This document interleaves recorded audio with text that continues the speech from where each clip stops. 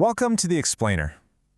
Today we're doing something really exciting. We're stepping into the shoes of a professional sell-side equity analyst. Our objective? To build a rigorous, fully documented stock valuation of Moelis and Company.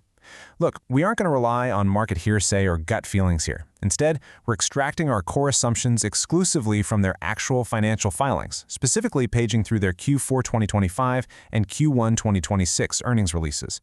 We're going to do a fundamental deep dive into their competitive position, operating realities, and cash flow generation, just to see what the numbers actually tell us about the true intrinsic value of this firm. Okay, let's dive into this. $72.88. That is the current average consensus price target set by Wall Street analysts covering Moelis and Company. But, as an analyst, you never just accept the consensus at face value. You have to solve the mystery of exactly how the market mathematically arrived at this valuation. Is it grounded in the company's actual business reality, or is it just overly optimistic?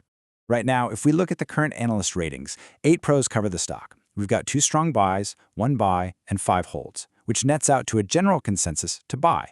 But to really understand if this optimism is justified, we need to bypass the headlines entirely and dig straight into the primary source documents to see exactly how these explicit forecasts are being built.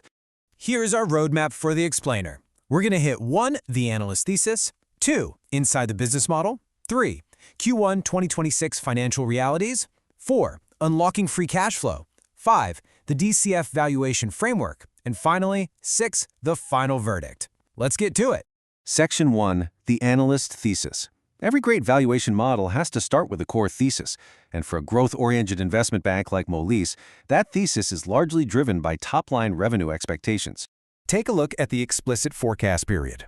After closing out 2025 with $1.52 billion in revenue, which, by the way, was a massive 28% jump from the prior year on an adjusted basis, the market consensus forecasts continued aggressive growth. We're looking at a 14.39% revenue jump projected for 2026 and an even steeper 19.19% climb in 2027, crossing that $2 billion mark. Our DCF model will absolutely need to account for this steep growth trajectory. But how exactly are they going to achieve this? Section 2. Inside the business model. Before we touch the spreadsheet, we have to understand how this company actually makes its money. So the crucial point is understanding Moelis' core operational framework, which they detail right in the business description section of their filings. They're a leading global independent investment bank. Unlike those massive bulge bracket banks that lend off huge balance sheets, Moelis generates its revenue through pure strategic advice. They earn advisory fees across M&A, capital structure, capital markets, and private capital advisory. This means their core assets aren't massive loan portfolios. Their assets are literally their people, their relationships, and their expertise. And they are heavily investing in those human assets. According to the MD&A section of their recent filings, Moelis is actively in a massive growth phase. They aren't just waiting for the market to come to them. They are aggressively expanding their geographic and sector reach. They recently brought on some incredibly high-profile managing directors like Lillian Sinolikas in healthcare tech, Kyle Ridey to lead private credit secondaries, Timothy Ropke in enterprise AI, and Serge Tismet for energy transition. These strategic senior hires are the exact engines required to drive those forecasted 14 to 19% revenue jumps. And this isn't just Wall Street speculation. Right on page 2 of the Q1 2026 earnings release, CEO Naveed Mahmood Sadagan explicitly states, "With our pipeline near all-time highs, our firm is positioned for continued strong performance." This direct management commentary is the fundamental justification we need to confidently model those aggressive, short-term, explicit forecast assumptions in our DCF. Section 3. Q1 2026 Financial Realities. Now, let's transition from the qualitative narrative to the hard numbers extracted directly from the Q1 2026 earnings release. Now, what's really interesting about this slide is the operating leverage it reveals when we check out page 6 of the financial tables. Moelis managed to grow their Q1 revenues by 4% to a record $319.8 million. But look at their biggest expense line item, compensation and benefits. They actually managed to shrink this massive expense by 1% down to $210.4 million, mostly due to a lower incentive comp accrual compared to the prior year. However, non-comp expenses shot up 18% to $68.9 million. The filings note this was driven by deal-related travel, communications, and tech investments. So they're spending money to execute deals, but they're maintaining incredibly strict discipline on overall compensation ratios. Section 4. Unlocking free cash flow. To value the company, we have to move beyond net income and focus on free cash flow to the firm, or FCFF. Think of FCFF as the actual cash the business generates that could theoretically be handed back to investors without harming ongoing operations. As analysts, we build the FCFF bridge using the income and cash flow statements. We start with EBIT, or operating income. We then multiply that by 1 minus our tax rate. And we have to be super precise here. We source our 29.3% normalized tax rate directly from Note 4 of the Q1 tax provision. We have to explicitly exclude a discrete $9.2 million tax benefit they got related to share-based awards. You've got to normalize taxes to get the true operating run rate.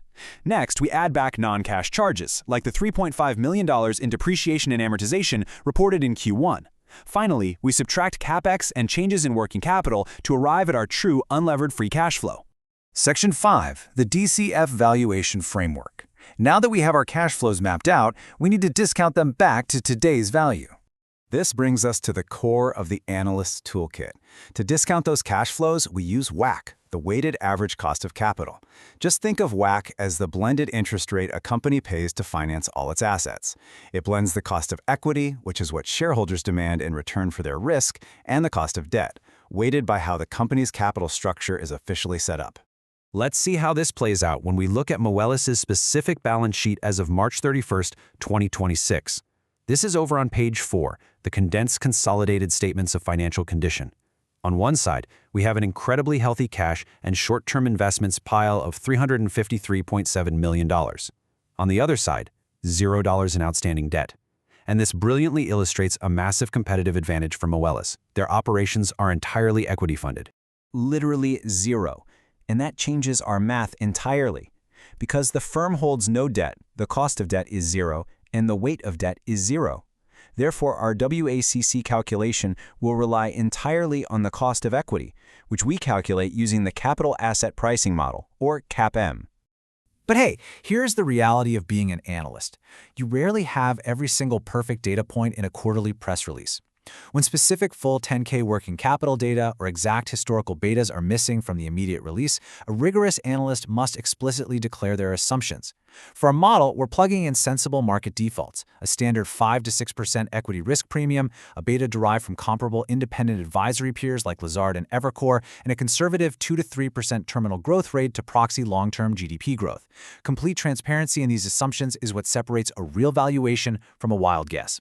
Section 6. The final verdict. Now, we bring the whole shebang together.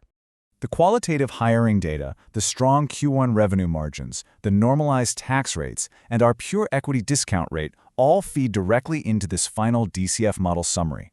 We've got our explicit forecast driving high near-term cash flow based on that 14 to 19% revenue growth guided by management's all-time high pipeline commentary and the aggressive new MD hires. We discount that cash at an estimated 8 to 10% cost of equity. Finally, we anchor the back half of the model with a conservative 2.5% terminal growth rate. The balance here is key. Aggressive short-term realization meets long-term macroeconomic grounding. And it's absolutely vital to remember, as reported on page 3 of their cash flow statement, Moelis isn't just generating theoretical spreadsheet cash, they are aggressively returning it. In Q1 2026 alone, they returned $171.4 million to shareholders. This included buying back 1.9 million shares, with a quarterly record 900,000 bought right on the open market at an average of $59.78, and they declared a regular quarterly dividend of 65 cents per share. They're actively utilizing that free cash flow to support the stock price and reward investors today. So, what does this all mean? We've seen the record revenues, the big strategic hires, the flawless zero-debt balance sheet, and the massive capital returns. But we've also seen the required aggressive growth assumptions baked into the model to actually make the math work. So you have to ask yourself, does this rigorous fundamental framework justify the $72.88 price target, or is Wall Street just overpricing the near-term M&A pipeline? I'm going to leave you to ponder that one and make your own call. Thanks for joining me on this deep dive. Keep learning, keep analyzing, and I'll catch you on the next explainer.